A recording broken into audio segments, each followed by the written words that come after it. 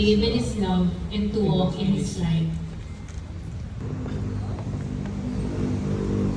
I, Maynard, this day renew before God and this community the pledge of love I offer you on the day of our sacrament of marriage.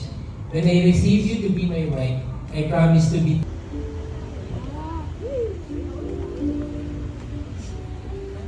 I, Kit, this day renew before God and this community the pledge of love I offer you on the day of the sacrament of marriage. Come, in the name of the Father, and of the Son, and of the Holy Spirit. Amen. Sige, kunin nyo yung rings. Kunwari. Okay. So, since tapos na, no? You have